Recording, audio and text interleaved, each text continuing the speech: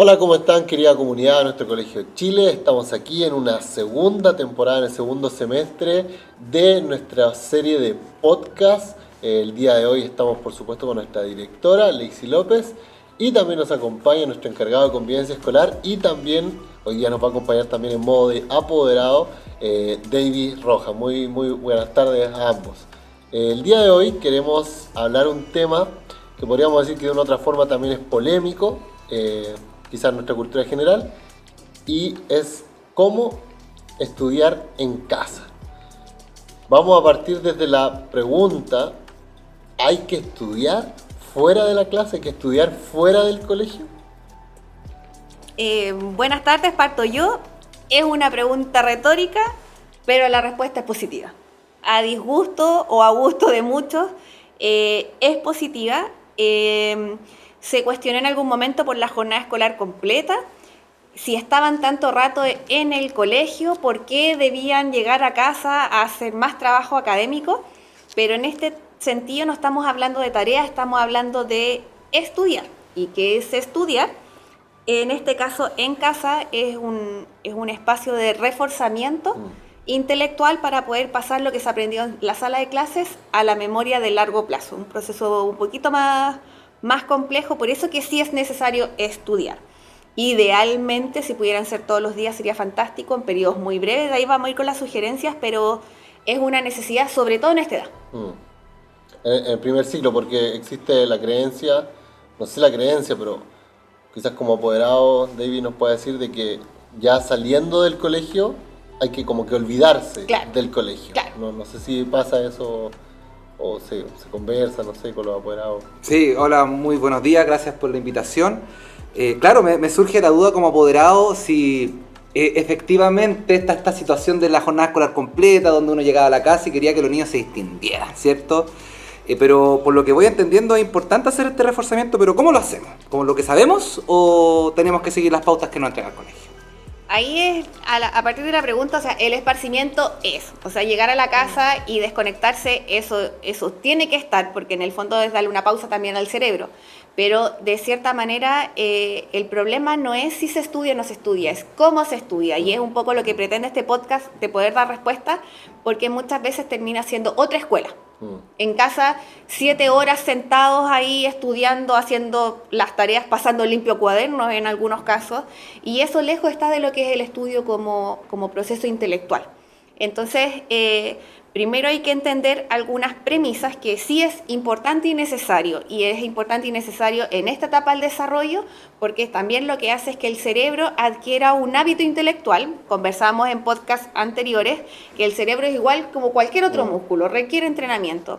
Y en estos casos, de pronto, hay niños que tienen una facilidad hacia ciertas asignaturas que incorporan muy rápidamente los aprendizajes, no obstante hay otros que sí requieren una práctica adicional.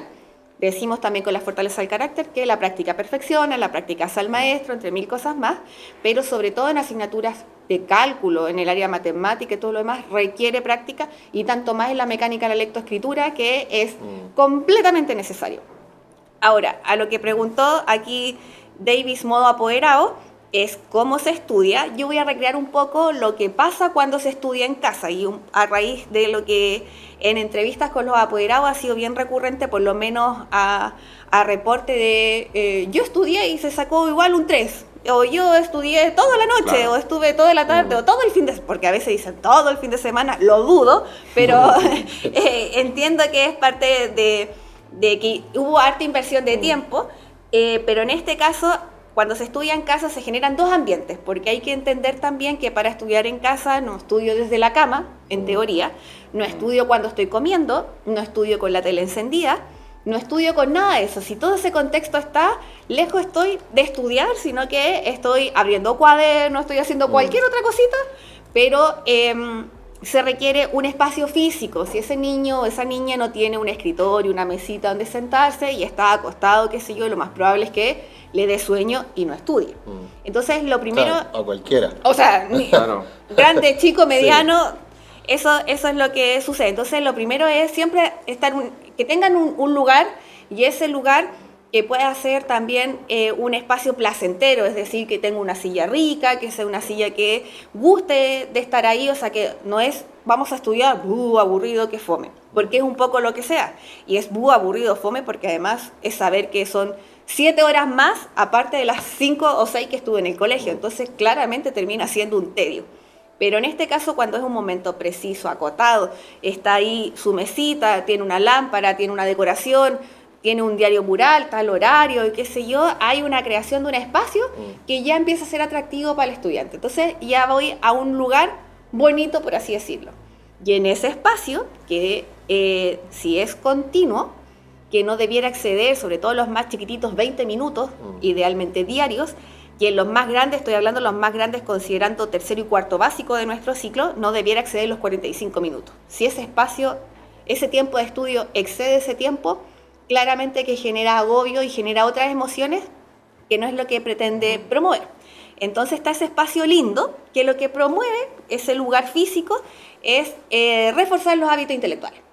Profe, disculpe, pero ¿cómo puedo hacer? Porque concuerdo con usted en el sentido de que hay que promover este espacio de estudio, pero ¿qué pasa con que no, estoy cansado, vengo del colegio, no quiero repetir lo mismo? Cuando tenemos esa negación de nuestros hijos. Ándale, están saliendo los hijos aquí, pero eso es recurrente. Sí. Cuando uno le comenta a un niño que en el fondo lo que estamos haciendo es practicar, por supuesto si es inmediato, olvídalo. O sea, lo que viene sucesivo al colegio debiera ser, llego, me cambio de ropa, como si es que no comí bien en la escuela, claro, me alimento, descanso, juego, X cosa, y en un tiempo donde él ya está desconectado y descansado, comenzamos el estudio. Y eso no es negociable.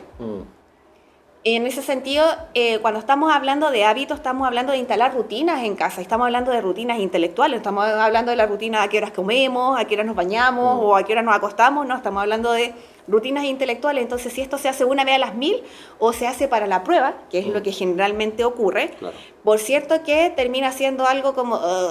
pero cuando es continuo y es habitual, es como ir a lavarse los dientes, es como... Y si es 10 minutos, se parte con 10 minutos y después hasta llegar a 20 minutos, qué sé yo, pero tiene que ser, ok, organizamos el día y eso sí es consensuado a nivel familiar. Organizamos el día, pero todos los días hay 15 minutos sagrados de estudio. Y ese estudio es acompañado, no es el niño con el cuaderno en su mente, y porque ahí... Por lo general los niños engañan y terminan haciendo otra cosa. Ese es un tremendo alcance, porque no es que lo dejo con el cuaderno. No, y me voy. Y vuelvo a los 20 minutos y se cumplió y lo estamos haciendo bien. Sí. Y quizás después no se representa en la calificación, que es donde empieza el conflicto.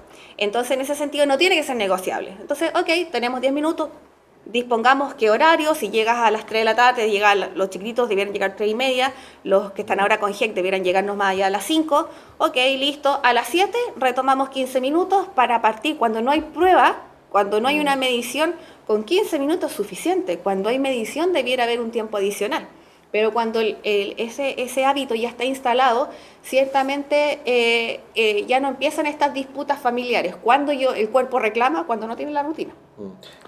Perdón, iba a decir que pasa, no sé, quizás es una proyección muy a largo plazo, pero sucede que yo sé que a usted, por lo que hemos hablado, le iba bien en la universidad, pero a mí me costó tener relativamente buenas notas porque no tenía un hábito de estudio, pero que eso comenzó seguramente en la época escolar, en la básica, desde que ahí no estudié, y en la media tampoco estudié, y en la universidad uno ya no puede librarse si no estudia de una otra forma. Me imagino que los que están escuchando también quieren que su hijo puedan de una otra forma llegar algún día a hacer lo que quieran, pero si quieren entrar a la universidad... Que es el proyecto nuestro. El proyecto, claro, educativo de este ciclo, comenzar con un hábito a esa edad, como puede ser como el deporte, que después se te hace fácil cuando adulto. El mismo tema de estudiar, o sea, yo hubiese agradecido... Nunca fui a estudiar, entonces... Que hubieran sido claro, rigurosos. Claro, porque de verdad era una tortura la universidad, era una tortura. Y en la media, obviamente, las asignaturas son un poco más complejas, entonces también requiere... Entonces esto igual, de una otra forma, hay que tener también una perspectiva también de... A largo plazo. A largo plazo. Sí.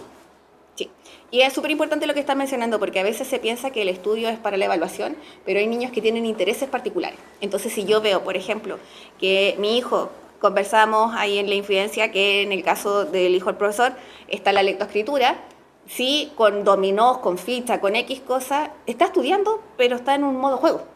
Entonces, él no siente que está estudiando porque está jugando. Y de pronto se despiertan otros intereses. Entonces, a veces uno piensa que está estudiando para la calificación, pero de pronto hay niños que tienen propensión hacia la ciencia y a lo mejor están preparando una medición o X cosa, pero a lo mejor también quieren profundizar. Entonces, a veces se olvida que hay niños que quieren hincarle más el diente porque hay un gusto, hay un interés, una fascinación en algo que a lo mejor en la clase pesquisó. Estoy inventando. Claro. Yo creo que, inventando estoy en mi propia experiencia. Si yo no hubiera puesto atención en una clase de historia, no me hubiera dado cuenta que me gustaba mucho la historia y que me era fácil comprender el proceso. No me era latero como a otros niños podía ser, pero eso lo pesquisé en la sala de clase y después cuando estudié me di cuenta que se me adhirió con facilidad a la mente, a la memoria. Y lentamente se empezó a abrir ahí un espacio de interés que se fue potenciando después hasta la enseñanza media. Pero eso partió de la básica. Entonces, de cierta forma, este espacio seguro para potenciar hábitos que se genera también en un proceso de endorfina, porque lo hacemos haciendo la analogía con el deporte, sí cansa, pero hay una sensación de satisfacción al término que uno dice, wow, se generaron endorfina, serotonina y todo eso fortalece el sistema inmune y ahí podemos meternos con COVID, tiene hartas consecuencias positivas. Pero por el contrario, está este otro espacio que es el espacio disociativo, que es donde nos vamos a meter ahora, que es un poco lo que está sucediendo a nivel escuela. Y ese espacio disociativo yo le puse el espacio de contienda. ¿A qué me refiero con esto? Por ejemplo, llegan a la casa, se ponen a estudiar y empieza, si no está alguno de los padres, hay un tutor o hay un hermano mayor, y el hermano mayor intenta ayudarle al hermano más pequeño o el familiar que esté disponible y le enseña de una forma que no se enseñó en la escuela. Entonces, en ese espacio, el estudiante que está enfrentado ahí en ese contexto que debiera ser para reforzar hábito intelectual y todo lo que ya hemos mencionado anteriormente, empieza a un cuestionamiento de mi profesora dijo esto, mi hermano, mi primo, mi tío, mi papá, mi mamá, mi abuelita, quien sea, me está enseñando de esta otra forma. ¿Quién miente? ¿O quién dice la verdad? Y en esa confusión que se genera en el niño, lo que empieza a pasar es que no quiere seguir estudiando porque empieza a rebatir y a debatir lo que el otro le está explicando. Porque dicho sea paso, por mucho que el profesor sea pelado en la casa, con respeto por cierto, y hable mal de la profesora o que es pesada, que es simpática, en términos académicos la enseñanza que tiene la profesora es sagrada para un niño. Y digo sagrada que no es cuestionable. No es que la profesora dijo que 2 más 2 era 6. Y nadie lo va a sacar de ahí porque está todo el día escuchando que 2 más 2 es 6. Por sobre que los padres le digan, no, 2 más 2 es 4, y le enseñen con ábaco, con la cosa que fuera, ese aprendizaje, sea real o falso, que el profesor enseña, tiene un peso no solamente intelectual, sino que también emotivo en los niños. Entonces, cuando los padres, que no son profesores, o los amigos, los primos, los parientes, todo este círculo como cercano que puede estar alrededor de un niño que intenta estudiar, porque en ese sentido la familia, ¿qué es lo que hace? Mientras estudie con el perro, con el gato, con el pariente, mientras estudie es fantástico. Pero ese estudio muchas veces lo que genera es incertidumbre, es malestar, y empiezan las partes a decir, es que mi profesora no me enseñó así. No, pero es que así el camino corto. Es que mi profesora no me enseñó así, pero es que así después lo van a entender. O porque como están en cursos superiores o ya pasaron por ahí, enseñan otras rutas que no es la ruta de enseñanza que el colegio está estableciendo. Pero, profe, disculpa ahí. A nosotros nos enseñaron cuando éramos más pequeños a la sustracción de una determinada forma y vemos los nuevos métodos y es muy distinto y no lo entendemos. ¿Qué hacemos entonces? ¿Cómo puedo solucionar eso? Porque efectivamente estamos enseñando de formas distintas. Es que hay un principio pedagógico en esto. Todos los que estamos acá somos profesores, menos uno, pero ya se ha ido entendiendo cómo es. Y hay un principio básico acá, y el principio básico es como yo aprendí, yo enseño. Entonces, en lo que usted menciona, hay un conflicto ahí porque el currículum cambió. Lo que en el 1990 se enseñó en una sala de clases, y lo estoy colocando en los 90 algo más próximo, lo que en los 90 se enseñó en una sala de clases hoy día no es lo mismo que se enseña en el 2022. Ya han pasado solo 30 años. El currículum cambia. En este caso tenemos harta población inmigrante. Hay conceptos que en Venezuela, que es nuestra mayor población que tenemos, no se enseñan como acá. O sea, todo el tema histórico es otra cosa. Lo mismo de la sustracción. No la resta, y el lenguaje técnico es sustracción. Y así suma y sigue, o en los mismos procedimientos que el canje, que el vecino, que que le pido la reserva a no sé quién. Es un lenguaje técnico que en el fondo volvemos a lo mismo que empieza el conflicto. Entonces, ¿qué es lo que debiera hacer aquí un padre que está interesado en esto? Es ir al cuaderno o ir a la entrevista con el profesor. De cierta forma, nosotros como escuela, porque es la pregunta del millón acá, es cómo lo hacemos, cómo lo resolvemos, y un poco son los tips que queremos entregar. La primera pregunta acá, cuando yo estoy ingresando a un establecimiento, siempre es preguntarle a la escuela cuál es el método de enseñanza. Nosotros declaramos públicamente que en el caso del lenguaje, en primero básico, es lectoescritura, método MATE. Y el método MATE tiene, que es lo que se explicó en la primera reunión, tiene una pronunciación, está enfocado no en el nombre de la letra, sino que en el sonido, y discrepa de otros modelos lectoescritores.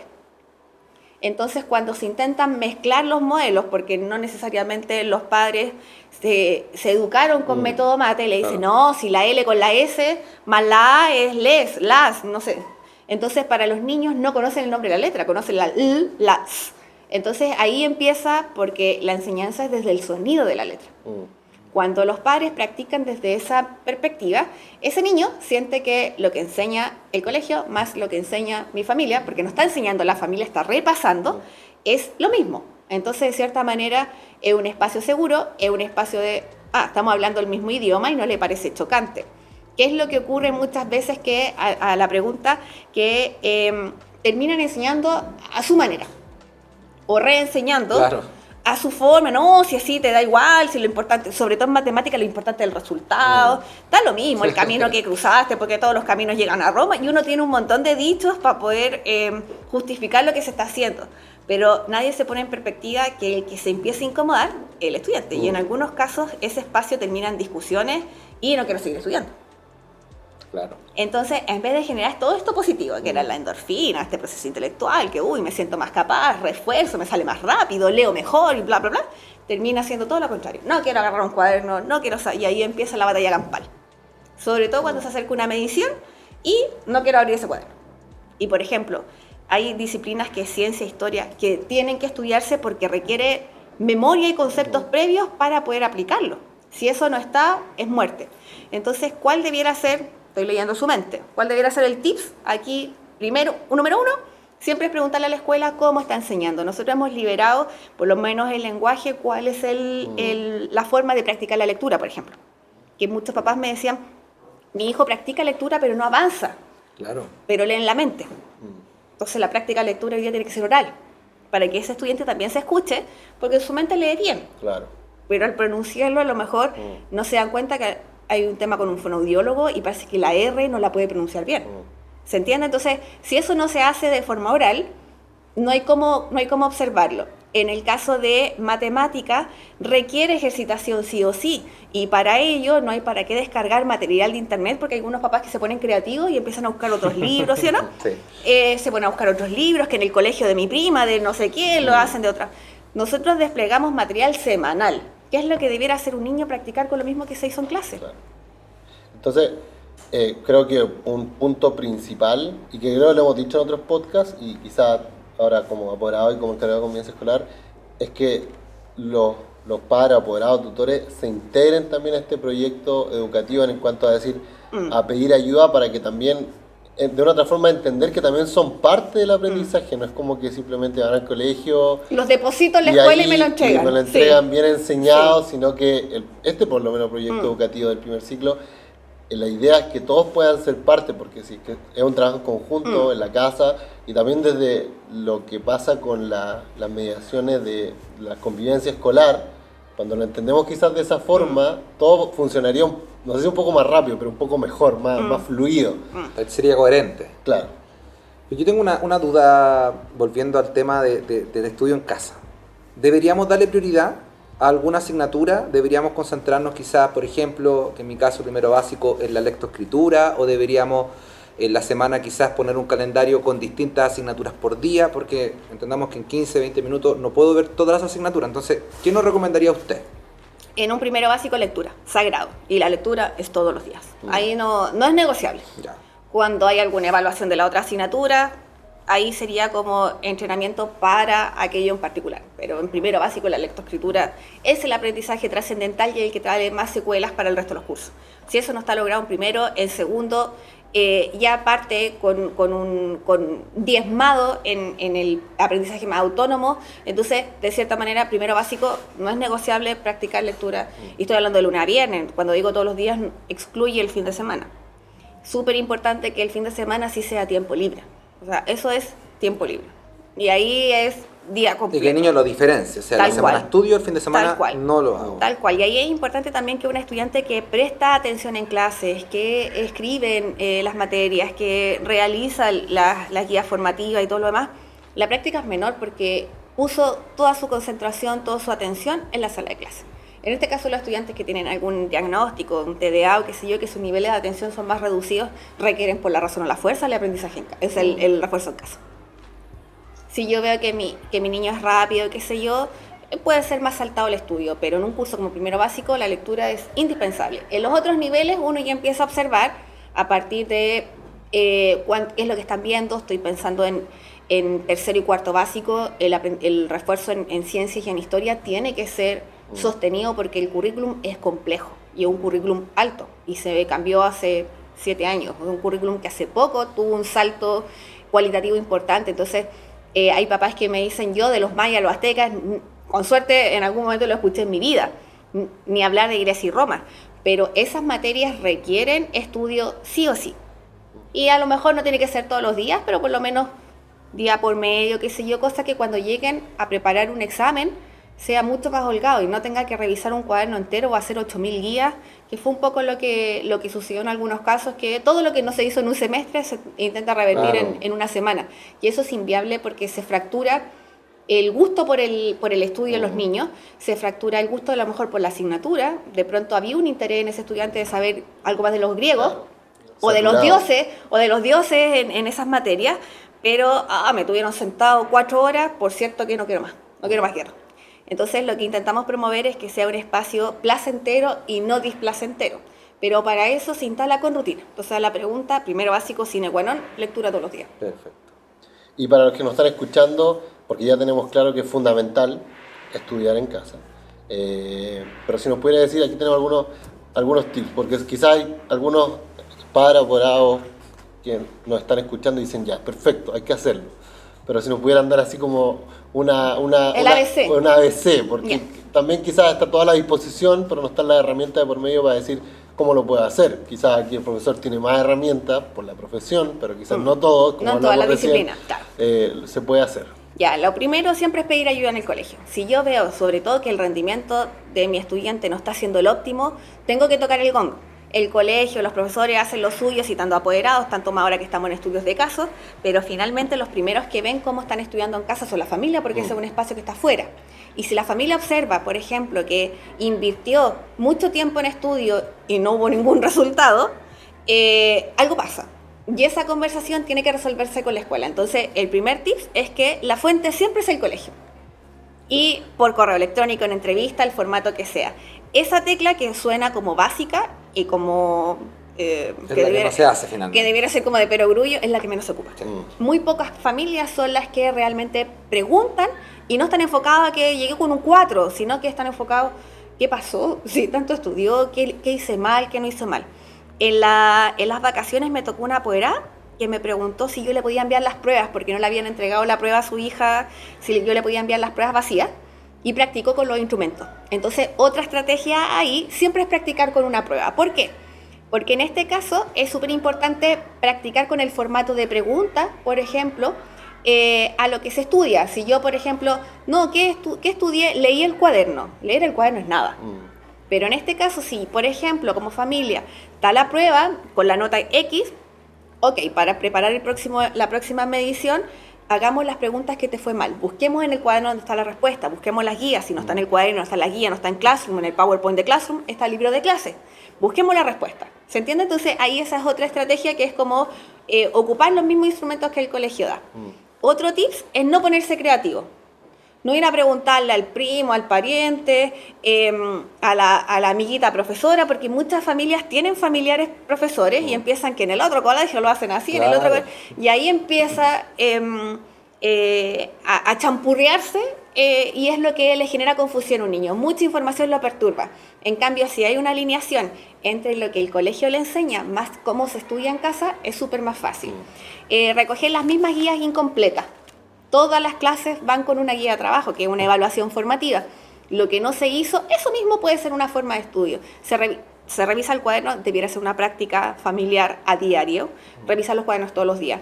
Por lo menos yo en mi educación básica, mis cuadernos tenían que ir firmados, y era una obligación y una responsabilidad de la familia mandar todas las páginas firmadas. Por lo tanto, mi mamá tenía plena conciencia en qué clase yo no escribía, casi en todas, pero de cierta forma, y era su responsabilidad que yo me pusiera al día. Me mandaba a mí a conseguirme los cuadernos, pero de cierta manera porque yo era la que iba a clase. Pero en ese sentido, si yo veo que la guía está vacía, qué pasó en la sala, y ahí se empieza a conversar otras cosas, y es lo que no se hizo en sala se termina en casa. Practicar con eso, esas mismas cosas. Y si se me queda algo en el tintero, sí, que sea un espacio muy acotado, breve, que no tiene por qué ser 4 horas estudiando. Si eso es así, estoy calentando la materia. O sea, si por ejemplo la guía que no terminó el lenguaje no la saco con mi estudiante que tiene primero básico en 20 minutos, ¿debería detenerme y continuarla en otro momento? En otro momento, tal Perfecto. cual. Tal cual. Porque mi compromiso contigo eran 20 minutos. Y le Ahí, pregunto, respetar. si damos 5 minutos más, ¿te la podís 5 minutos más? Yo creo que alta expectativa. Yo creo que sí. Juguemos 5 minutos. No, estoy muy cansada. No pasa nada. Seguimos mañana. Ya. Pero si es que hay una verbalización de cansancio, sobre fatiga o qué sé yo, hay unos que quieren rehuirle el bulto. Cada uno conoce a su hijo. Y ahí uno sabe si te están engrupiendo o no. Pero en ese sentido es como, creo que con 20 es suficiente. Lo que alcanzamos a hacer en 20 minutos, pero le vamos a poner ritmo. Si nos damos cuenta que nuestro hijo no está pasando como nos quiere pasar gato por liebre, digamos, pongámosle ritmo. Nos vamos a ir full. Pero 20 minutos bien concentrados, bien aplicados, sin distractores, y después un incentivo, cosa que entienda que, y me refiero a un incentivo, un cariñito, vamos a ver la película, vamos, no monetarios ni en comida, sino que impecable. Logramos lo comprometido y no tiene por qué ser un espacio incómodo. Y un elemento no menor es un espacio social. En esta edad, de los 4 años a los 10, que es el grupo etario con el que nosotros trabajamos, el estudio es social, no es individual. No es individual, por sobre que sea un niño muy independiente, una niña muy habilidosa que es capaz de encerrarse en su pieza, es social. Y es social en el sentido que, cuéntame qué es lo que aprendiste, dime cómo estuvo, qué cosas crees que te sientes Que lo preparado. comunique finalmente. Tiene que haber alguien al lado, porque en el fondo es como el espacio de aprendizaje de la escuela es completamente social. Entonces llegar a la casa a estudiar y nadie me pesca es como, Claro. mejor me voy a hacer un videojuego. O sea, ¿cómo mi familia sabe que yo realmente estudié? Porque podría haberlo engañado. Por eso que yo decía con el tema de la lectura en la mente, yo no juzgo que a lo mejor se está leyendo, pero no logran medir cómo lo están haciendo. Claro. En cambio, cuando hay otro al lado que escucha, ok, primero revisamos el cuaderno, está completo. Más que estudio como tal, 2 horas con hábitos, está lleno internet y libros de 10 páginas para ser un estudiante exitoso. Para generar hábitos de estudio sí hay un montón de eso, pero cada uno conoce la realidad de su casa. Y lo primero que hay que hacer es revisar lo que en el colegio debió haberse hecho, porque no terminó, que no alcanzó, en fin. Súper. Pero con eso, o sea, eso bien trabajado debiera dar un resultado mejor y sería como salir de este espacio disociativo y transformarlo en un espacio positivo. ¿Y si no da resultado?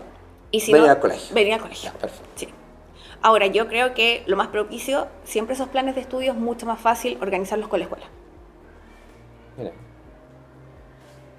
Perfecto. Entonces, quedamos como resumen que es súper importante estudiar en clase. Sí, primera idea, fuerza, eso. Estudiar en casa no es una opción. Afirmativo, totalmente. Sí. Y también es súper importante ser partícipe también de lo que hace el colegio, la escuela, estar totalmente integrado, pedir ayuda a quienes tampoco sientan la capacidad de hacerlo, como decía el profesor recién. No sé si queda algo más. Yo creo que es darle una vuelta positiva. De pronto el estudio tiene una mirada muy negativa, que es más de lo mismo, que agotador, pero volviendo al ejemplo de la proyección a largo plazo, lo que no se trabaja en esta edad pasa a la cuenta de los cursos superiores. Entonces, si de verdad creemos que la educación puede transformar realidades y vidas y todo lo demás, o sea, eso no parte porque alguien sea tremendamente inteligente, sino porque eso se trabaja. Y el estudio lo que hace es amplificar también la capacidad cognitiva para que ese estudiante, que a lo mejor sí es talentoso, pueda seguir amplificándolo, y si no es tan talentoso, pueda revertirlo y pueda tener una oportunidad educacional mejor. Entre más se estudia, más fácil se hace el aprendizaje, y cuando algo se hace fácil, termina siendo un juego. Perfecto. Así que damos muchas gracias a todos quienes nos han podido escuchar el día de hoy. Muchas gracias, profesor, de nada, gracias por por acompañarnos. invitarme. Muchas gracias, directora. Les recordamos a todos los que nos escuchan también que pueden comunicarse. Siempre invitamos al diálogo en todos nuestros canales de comunicación, página web, YouTube, por supuesto, que está en este momento. Doyo. ClassDojo, que es una aplicación que puede descargar en todos sus dispositivos también para estar atento. Y por supuesto los correos electrónicos también, que siempre están a disposición de todo el equipo que trabaja en nuestra escuela. Así que sin más, le dejamos invitado, por supuesto, a ver nuestros videos también para que se pueda informar, y también muy atentos para el próximo capítulo de podcast. Directora, profesor, nos vemos. Hasta luego. Chao, chao a Chao, todos. chao. Chao, chao, muchas gracias.